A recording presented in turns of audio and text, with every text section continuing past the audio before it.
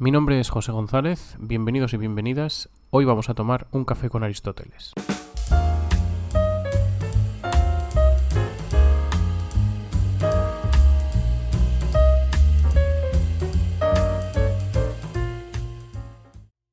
Entre los capítulos 10 y 12 del libro quinto de la Política, Aristóteles se ocupa en explicarnos cuáles son los motivos por los que las monarquías caen o se conservan. Y específicamente en el episodio de hoy nos vamos a centrar en el primero de estos asuntos, en el que se trata en el capítulo 10 de ese libro quinto. O sea, nos vamos a centrar en cuáles son las causas, las motivaciones por las que las monarquías y concretamente las tiranías desaparecen. Para ello, lo primero que debemos hacer es detenernos un momento en una cuestión terminológica, ya que las palabras que utilizará el filósofo en este libro, aunque son sobradamente conocidas por todos nosotros, el sentido con el que las va a utilizar, el significado con el que las va a utilizar en este punto, para nosotros podría ser ligeramente extraño. Primero de todo, la palabra más general, más genérica, que estará utilizando Aristóteles es la palabra monarquía o monarquías.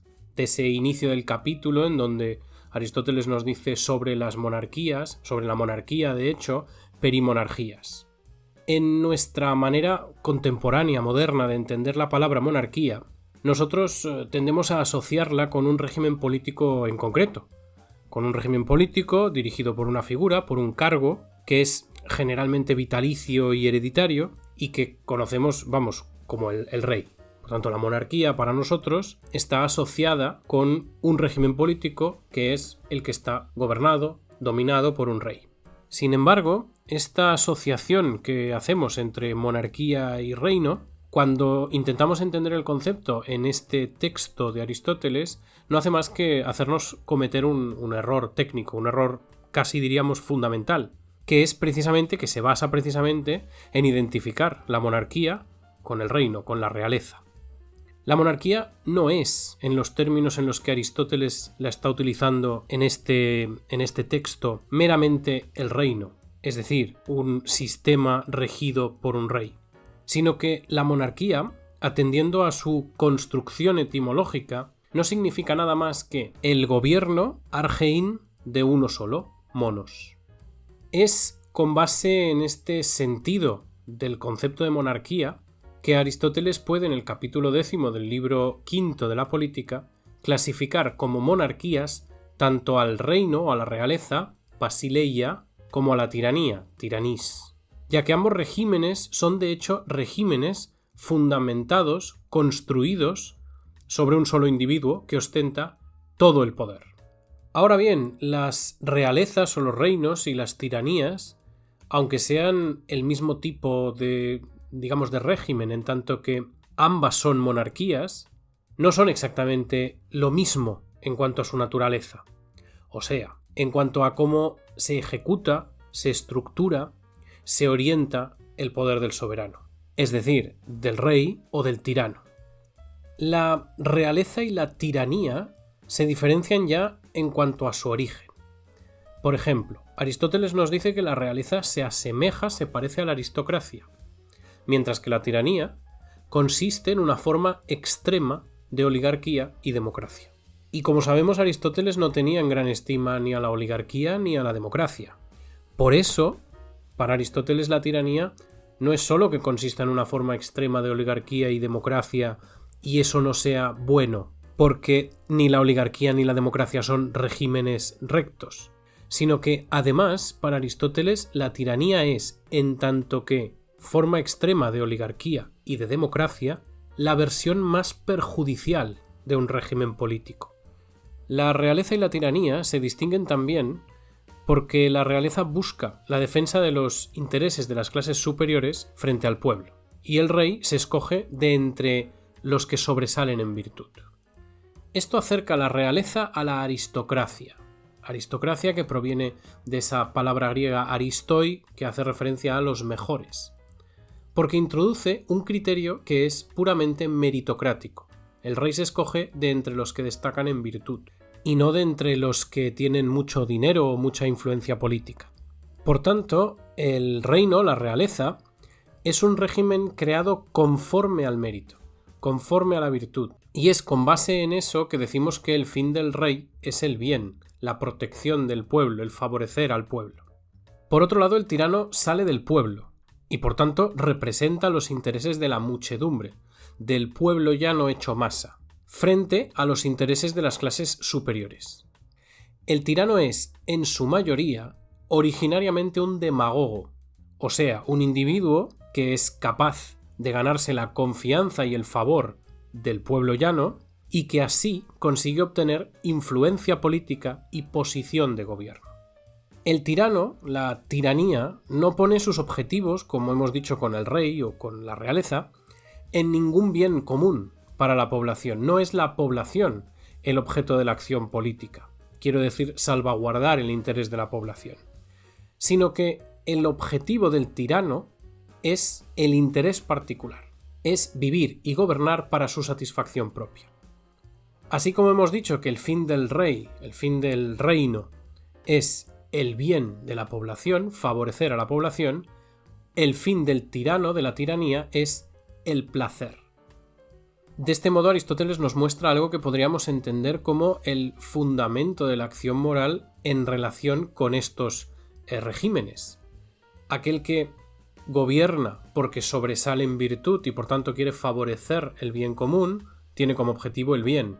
Y aquel que gobierna porque ha sido capaz de convencer independientemente de que su objetivo fuera el bien común, de hecho, siendo su objetivo un interés particular, tiene como objetivo de gobierno el placer, obviamente el propio, el del tirano mismo. Por esa razón es que decimos que el tirano es aquel que ambiciona dinero, y en cambio entendemos que el rey lo que busca es el honor o el reconocimiento de su pueblo. Aristóteles nos da un ejemplo que muestra esta diferencia entre el tirano y el rey, y nos dice que precisamente porque el rey persigue el bien y el tirano persigue el placer o el interés particular, es por lo que el rey tiene una guardia de hombres que voluntariamente le sirven y en cambio el tirano tiene que pagar a mercenarios para tener una guardia. Si tematizamos la cuestión de las tiranías, hemos dicho que la tiranía se compone de las versiones extremas de la oligarquía y de la democracia, por lo que es razonable, además, que pensemos que aquello malo de la oligarquía y de la democracia será lo que tenga de malo la tiranía. Bien, pues estos defectos que recoge la tiranía de la oligarquía y de la democracia son los siguientes. El defecto que toma de la oligarquía es el de tener como fin la riqueza, así como el desconfiar del pueblo, y desconfiar de una manera extrema. El tirano, como el oligarca, desconfía tanto del pueblo que su desconfianza lo lleva eventualmente a maltratarlo y, por supuesto, a excluirlo de la esfera política. El defecto de la tiranía que toma de la democracia es, en cambio, la guerra contra las clases superiores. Porque las clases superiores son, tanto para la democracia como para la tiranía, focos de posible conspiración. La democracia teme la conspiración de las clases superiores porque teme ser esclavizado. El pueblo teme ser esclavizado. En cambio, la tiranía teme esas conspiraciones porque quiere mandar, y las clases superiores suponen un tipo de competencia.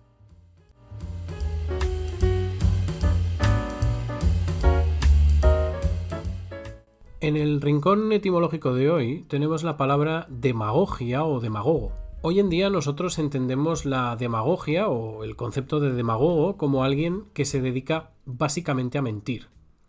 Nosotros llamamos demagogos a los políticos que le dicen a la población lo que quiere oír independientemente de que sea cierto o no. Y además lo utilizamos abiertamente como algo despectivo, censurable. Y nuestro significado, nuestra manera de entenderla y de interactuar con esta palabra, de utilizarla, pues tiene parte de coincidencia con el origen, con la constitución etimológica de este concepto moderno. La palabra griega demagogía proviene de dos términos griegos, demos, que significa pueblo, y ago, que proviene del verbo agein, que significa conducir, ago, yo conduzco. Por lo tanto, demagogo o demagogia se refiere a la capacidad o a la persona que tiene la capacidad para conducir al pueblo.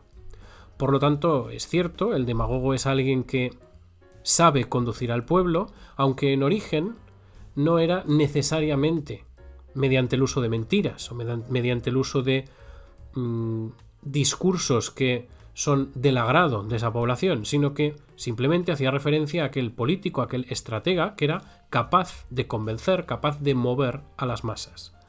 Hoy, sin embargo, tiene un tinte claramente despectivo.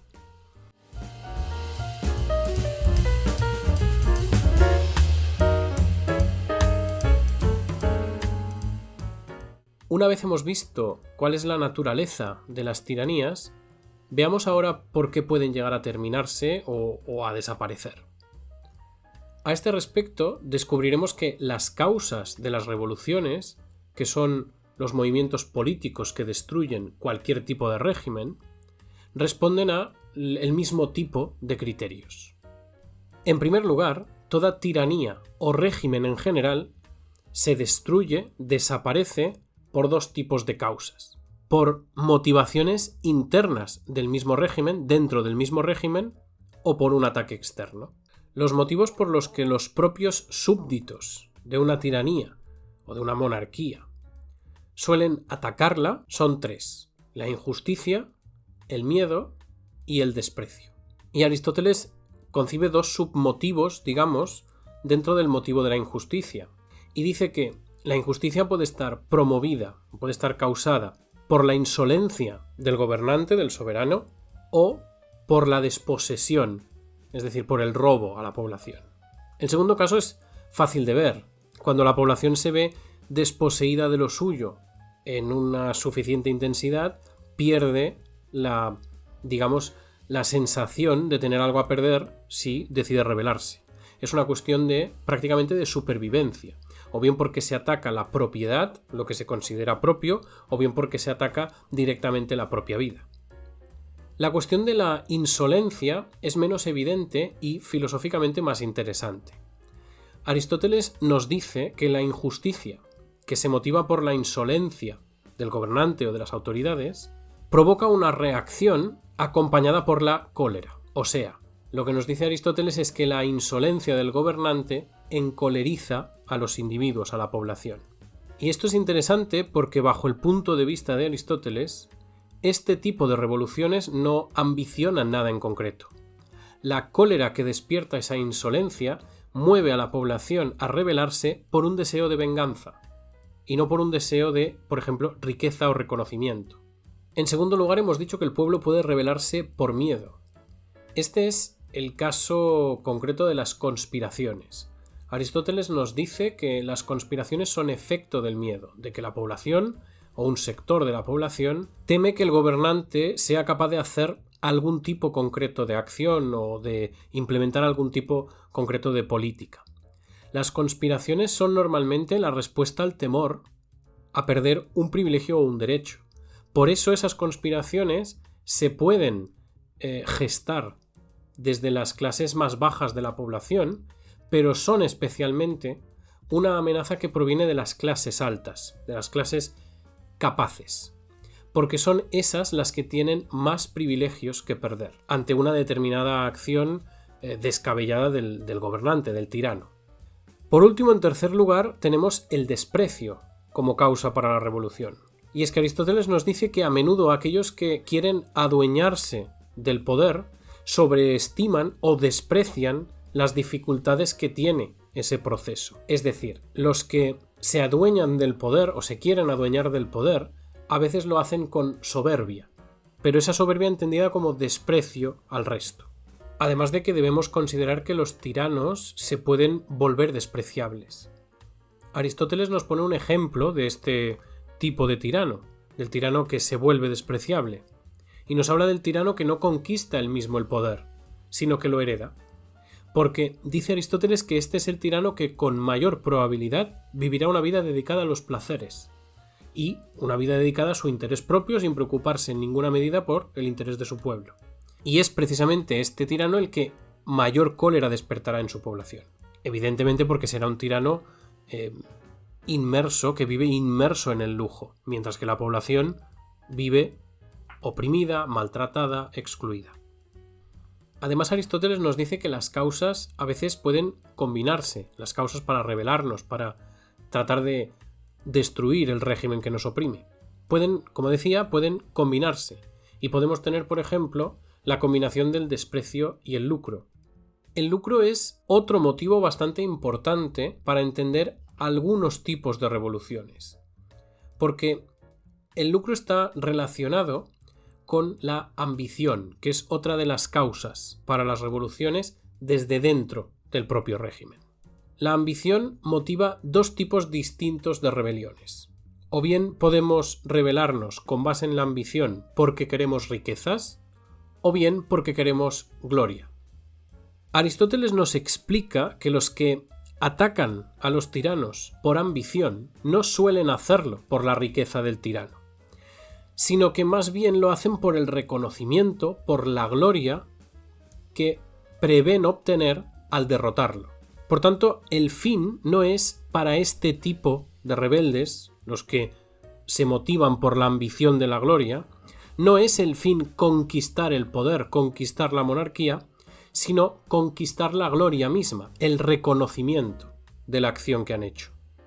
De estos, dice Aristóteles, y además es bastante fácil llegar a la misma conclusión, de este tipo de rebeldes hay muy pocos, porque el ambicionar la gloria hasta el punto de proponerse atacar al tirano implica al mismo tiempo un gran desprecio por la muerte, o dicho de otro modo, un casi inexistente temor de perder la propia vida. Para terminar os dejo con un fragmento del final de este capítulo del libro quinto de la política. Un fragmento en el que resume más o menos lo que ha ido contando y en el que nos advierte de que reinos prácticamente ya no quedan en su tiempo. Por lo tanto, esos hombres virtuosos que gobiernan porque son virtuosos son realmente escasos.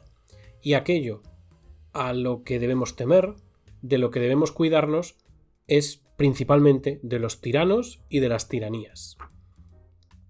En nuestro tiempo ya no hay realezas, y si las hay, son más bien monarquías y tiranías, porque el gobierno de un rey es un gobierno que cuenta con el asentimiento de los súbditos, y tiene autoridad en cuestiones muy importantes, y actualmente son muchos los iguales, y ninguno sobresale tanto como para estar a la altura de la grandeza y dignidad de ese cargo. Por esta razón, los ciudadanos no soportan de grado la realeza, y si alguno la conquista por engaño o por fuerza, ya parece tiranía.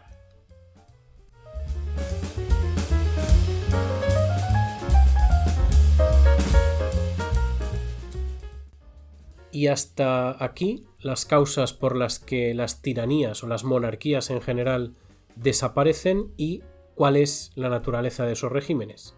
Hasta el próximo episodio.